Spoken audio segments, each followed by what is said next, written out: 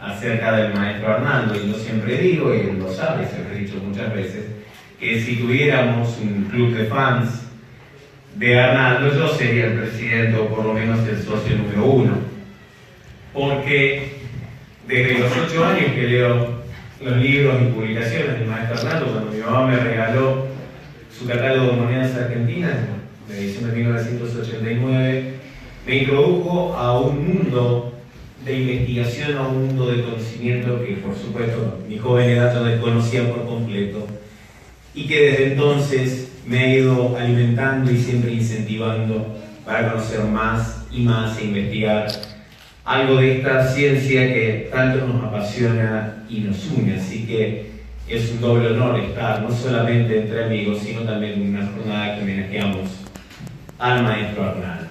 Sobre todo, como lo decíamos hace un par de años en San Francisco, habiendo tenido el honor de que prologara mi primer libro, la primera publicación del Centro Filatélico y Numismático de San Francisco, sobre las primeras monedas patrias. Y algo tiene que ver esta historia con las primeras monedas patrias, algo tiene que ver con 1813.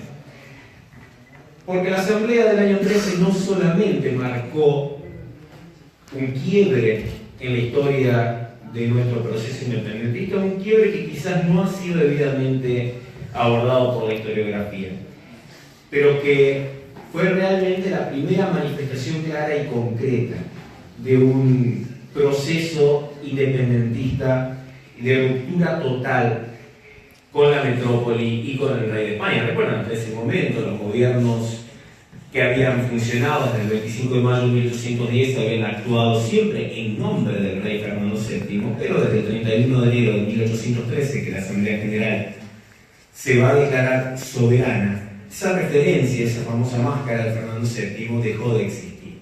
Y aunque la proclamación formal de la independencia tardara 3 años más, ya desde 1813 vamos a tener unas manifestaciones muy claras de soberanía. Y como lo decía esta mañana nuestra amiga Nora Matassi, la acuñación de moneda es claramente una manifestación de soberanía. Y la ley del 13 de abril de 1813 en ese sentido es muy clara.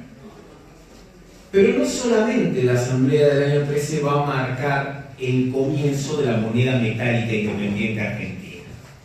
La Asamblea del año 13 también va a marcar el comienzo de un proceso que llevaría prácticamente una década hasta consolidar la idea de un papel moneda argentino. Y este es un tema que no se ha estudiado suficientemente. Nosotros conocemos esta denominación que viene de esa gran obra de Musdeo y Cono sobre papel moneda nacional argentino y bonaerense del siglo XIX, de papel moneda precursor, a un conjunto bastante variado de títulos y papeles emitidos por los sucesivos gobiernos desde 1813 hasta 1820. Existe prácticamente un consenso de que el primer billete argentino es la emisión de 1822 del Banco de Buenos Aires. Pero todo este conjunto recibe esta denominación de papel moneda precursor. Más allá de los vales de aduana de 1820, que son muy estudiados y son bastante coleccionados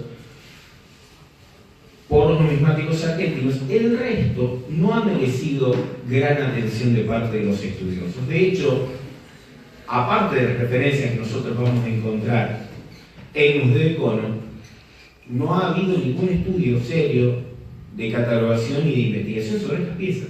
Ni siquiera nuestro amigo Robert Bauman las ha incluido en su catalogación. Entonces es todo un campo muy fértil para la investigación y el estudio de todas estas piezas. Quizás alguien puede pensar que la falta de atractivo de estas piezas radica en que prácticamente no se pueden coleccionar porque están todas en repositorios públicos y entonces la tenencia privada de estas piezas podría llevar a pensar en que pertenecían a alguna colección pública, pero yo creo que eso claramente excede los intereses de la ciencia. Nosotros podemos investigar y es perfecto y excelente que de referencias en particular en la bibliografía numismática. Algunos historiadores sí se han planteado algunas discusiones en torno a estas piezas y en particular lo ha hecho un historiador muy importante para nuestra ciencia y que sin embargo muchas veces pasa desapercibido. Me refiero al excelente libro de Carlos Segretti sobre moneda y política en la Argentina del siglo XIX, que afortunadamente está siendo rescatado del olvido por algunos autores, sobre todo por mi querido amigo Mariano Cohen con su investigación de las monedas de La Rioja, que en unos instantes lo va a compartir con nosotros. Pero Segretti sí comenta algo sobre estas piezas, y también algunos historiadores de principios del siglo XX también tuvieron inclusive un pequeño debate sobre la naturaleza de estas piezas, cuestiones que vamos a abordar en la exposición de hoy. Vamos a hablar primero de la ley del 5 de julio de 1813, una ley muy importante, no solo en términos económicos, y que es lo que más va a analizar Segretti, sino también en términos numismáticos y, por qué no decirlo y aclararlo, también para la historia de la sigilografía argentina y la historia misma de nuestro escudo nacional, y de ahí va a venir en parte nuestro interés por estas piezas. El 5 de julio de 1813, la Asamblea General Constituyente aprueba una ley por la cual declaraba un empréstito forzoso. La guerra de independencia requería ser financiada, las arcas del Estado argentino, históricamente han estado siempre vacías y se necesitaba financiar la guerra.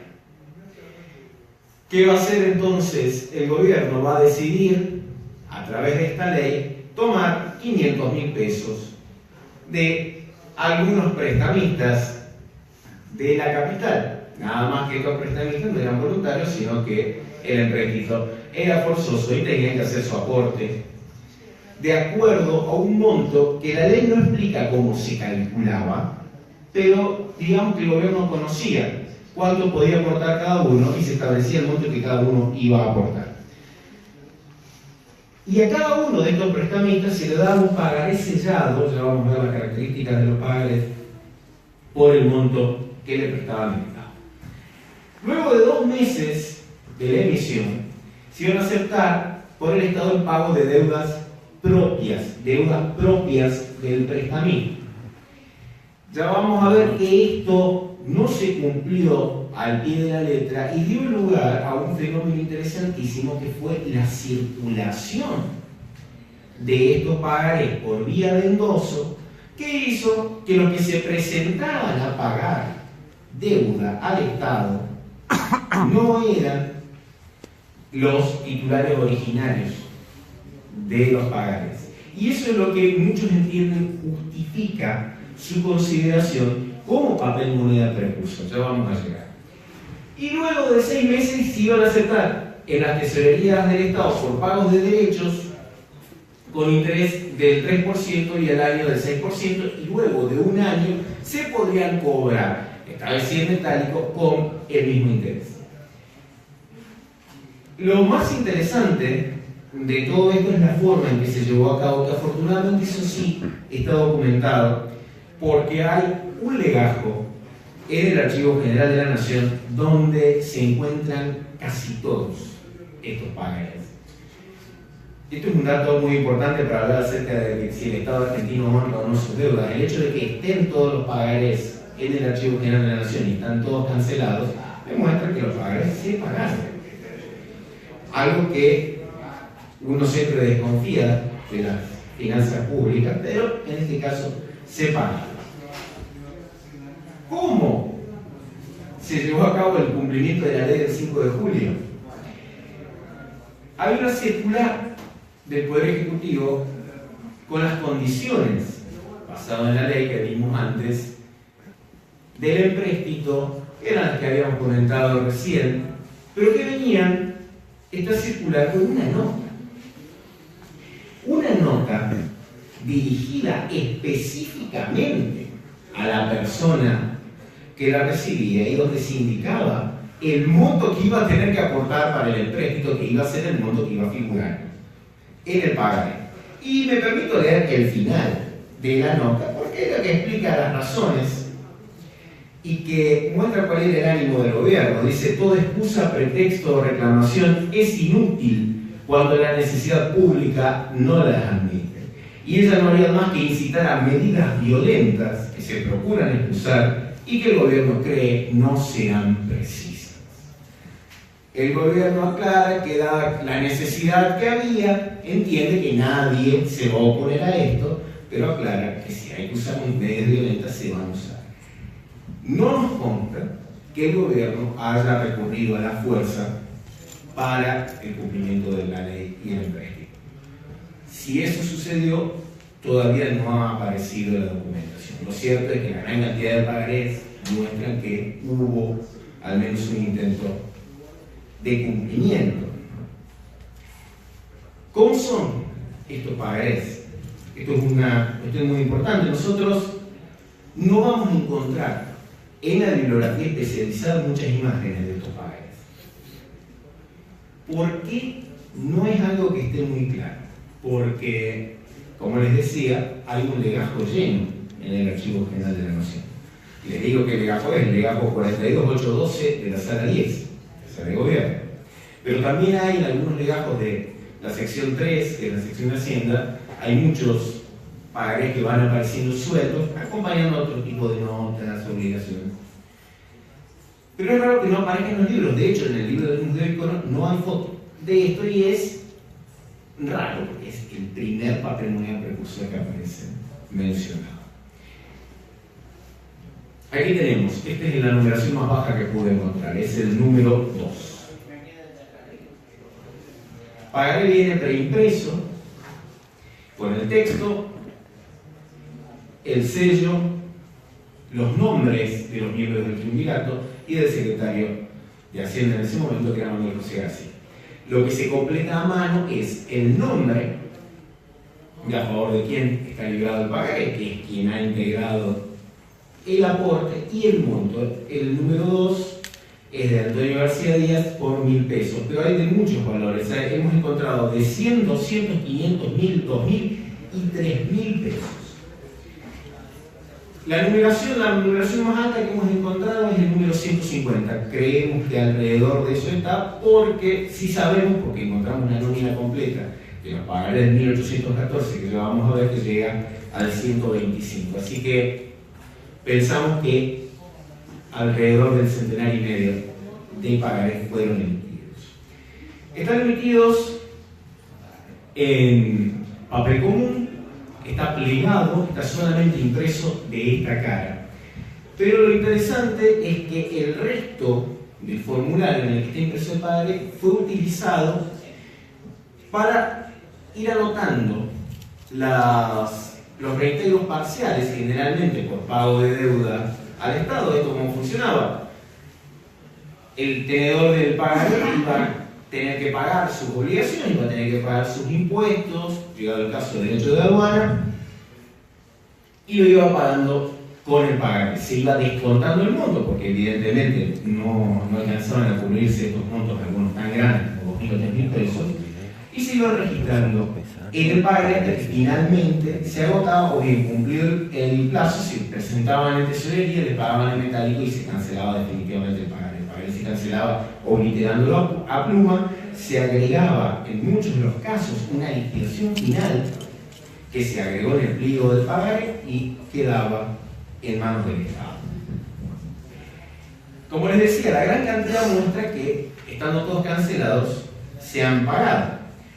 Ahora vamos a lo interesante, que es lo que nos motiva a considerar papel moneda precursor. Y en esto había una gran discusión entre los primeros historiadores. En su estudio sobre la moneda argentina, Emilio Hansen considera que es el germen del papel moneda argentino. Por su parte, Juan Canter dice que no aporta ningún gran argumento para negar que esto fue el germen del papel moneda.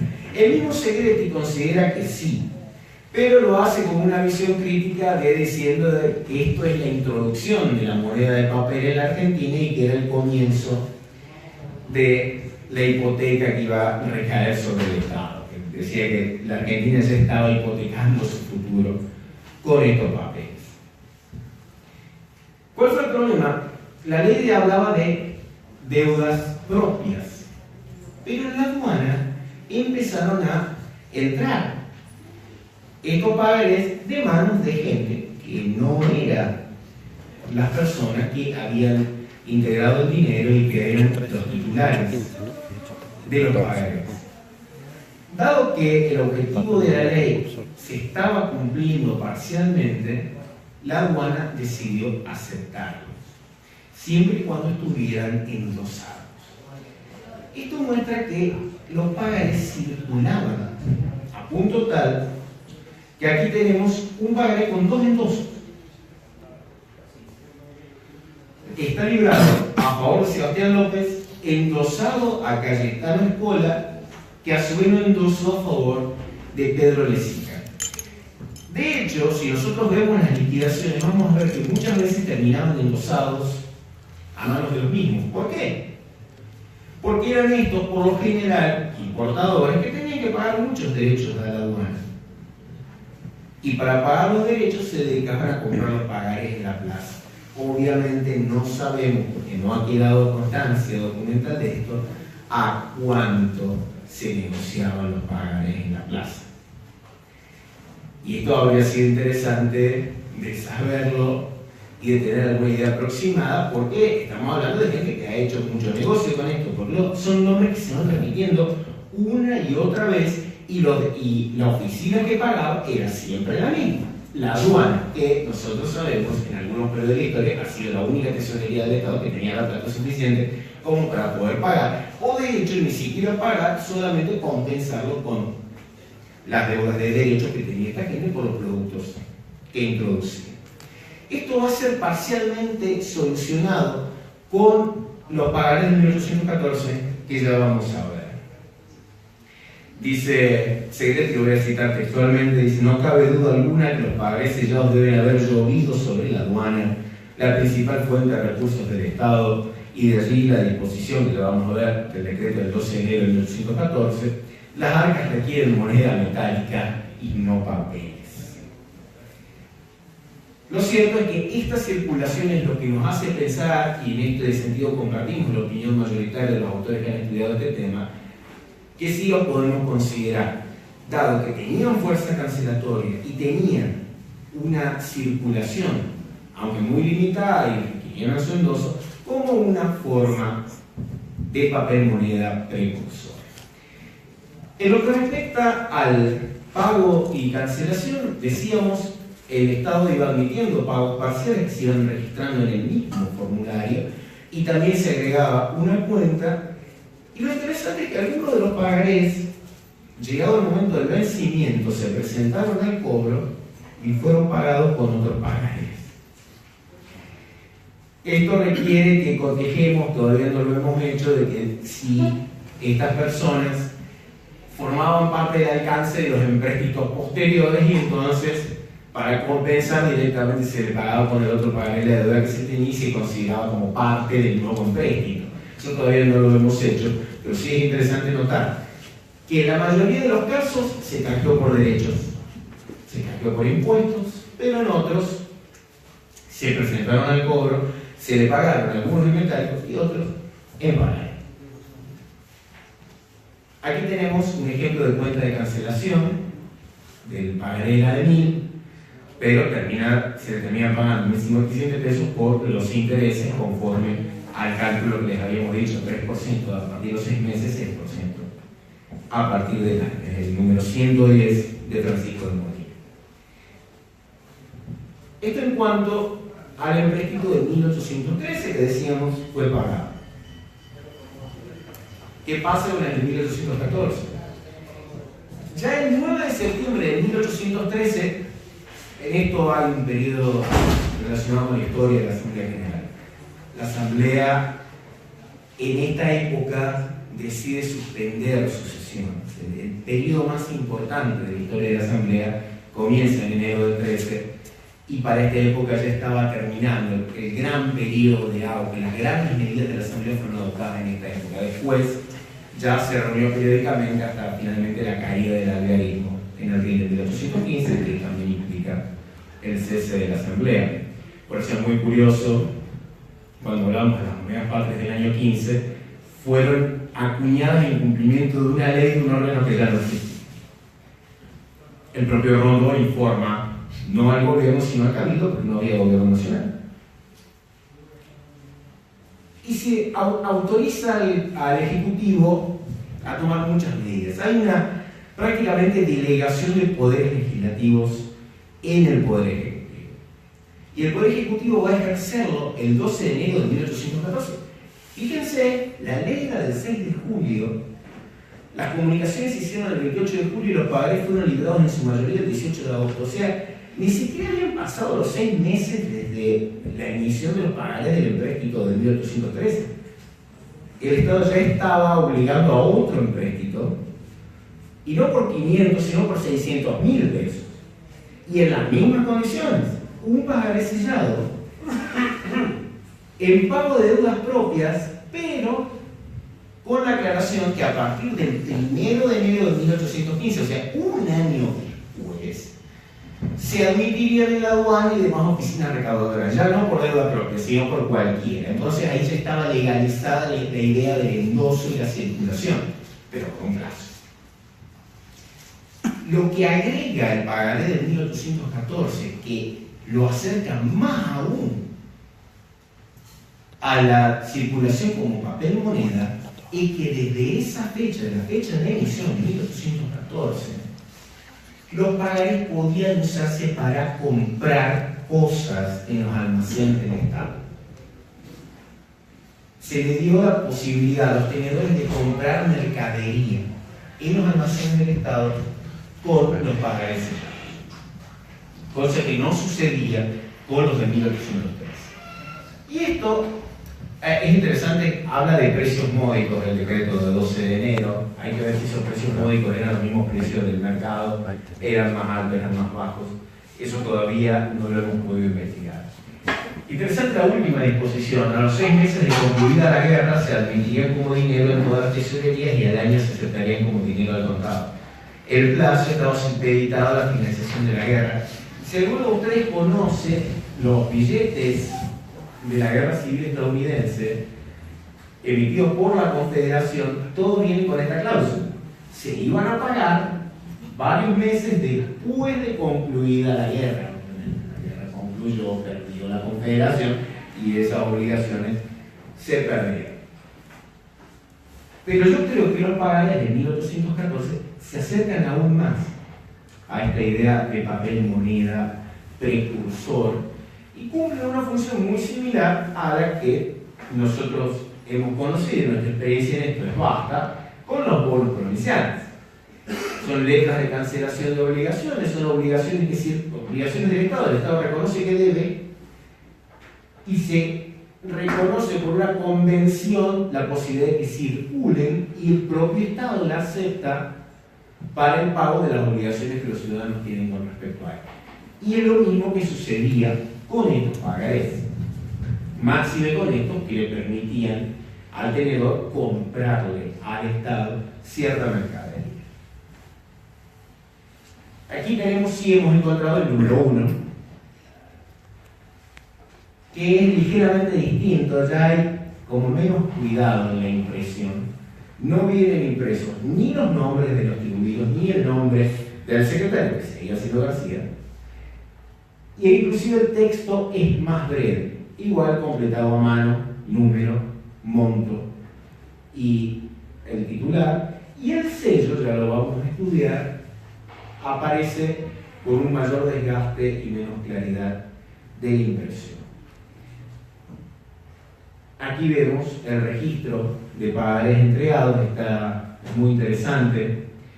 En el Archivo General de la Nación constan los 125 pagarés uno por uno, a quién se le entregó y por qué monto. Los pagarés de 1814 son más desconocidos inclusive que los de 1813, pese a que tenemos toda esta información en el Archivo General de la Nación. Pero vamos al tema que les decía sigilográfico del asunto, al tema que nos trae un poquito de luz sobre una incógnita en la historia del escudo nacional argentino. ¿Cómo viene esta incógnita? ¿Y por qué es importante la ley de julio de 1813? Porque el artículo 4 de la ley decía que los pagares iban a estar sellados con el sello del Estado.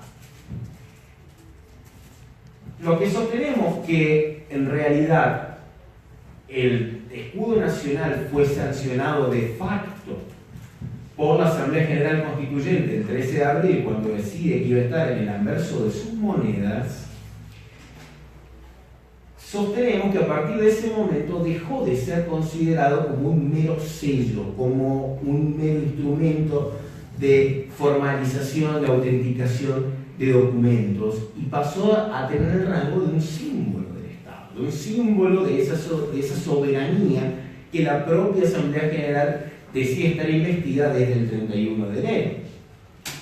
Lo que hace la ley del 5 de julio es decirle a todo el mundo que este sello es precisamente eso, el sello del Estado, no un mero instrumento de autenticación utilizado por un órgano de gobierno.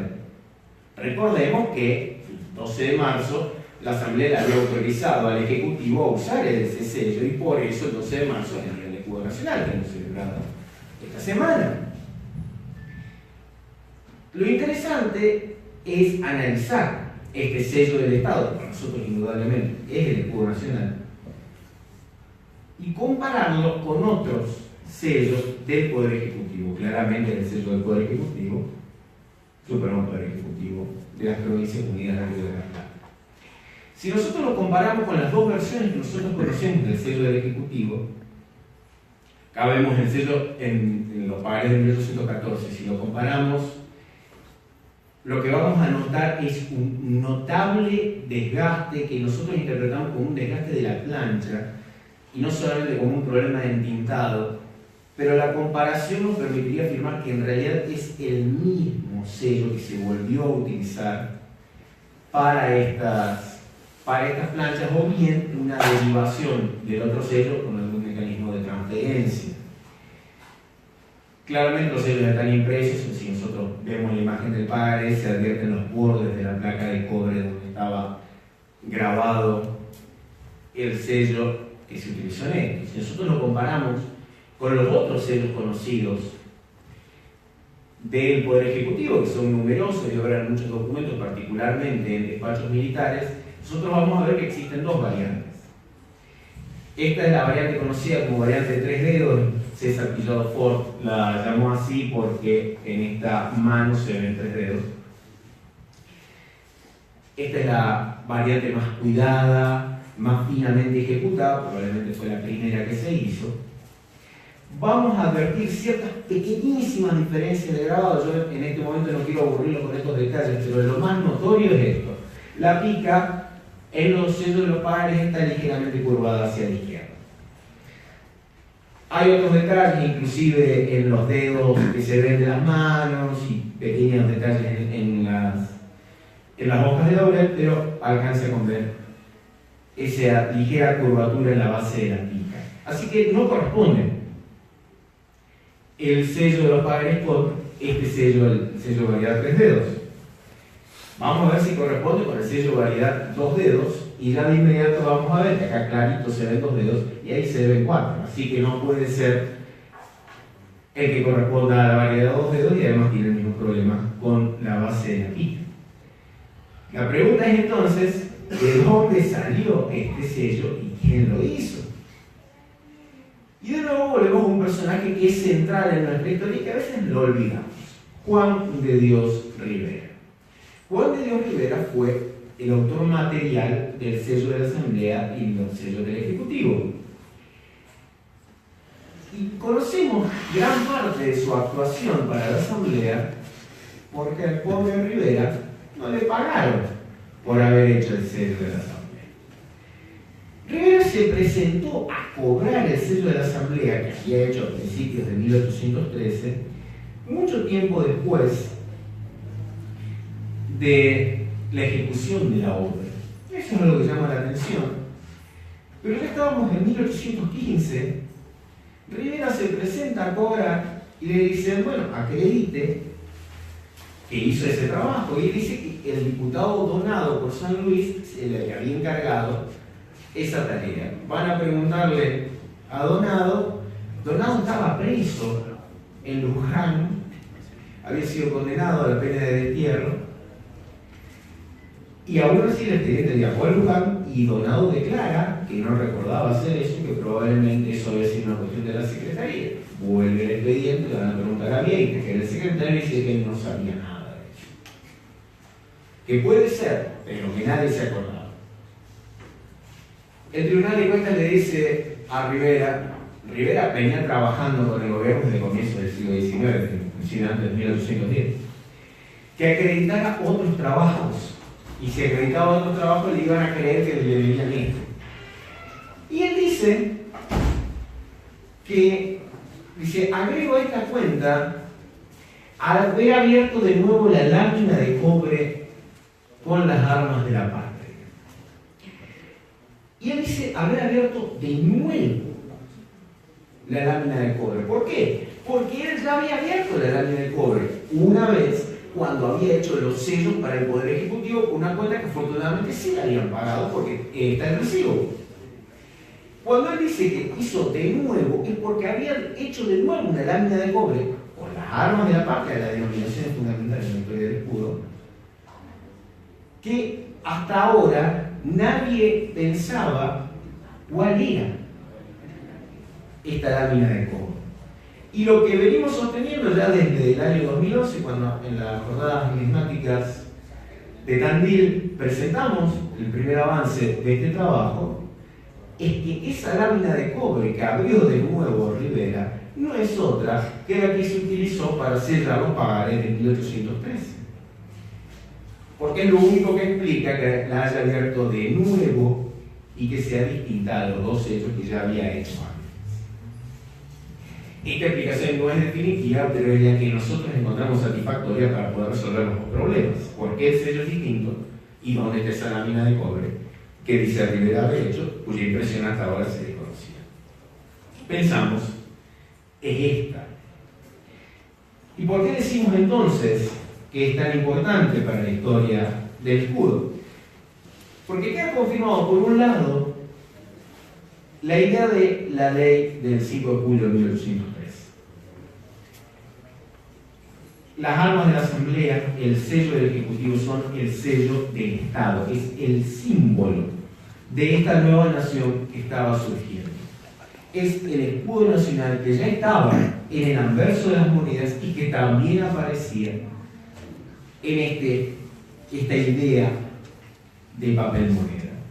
Y al mismo tiempo porque nos confirma este misterio de dónde estaba la obra perdida de Rivera, y estuvo siempre impresa en estos párrafos.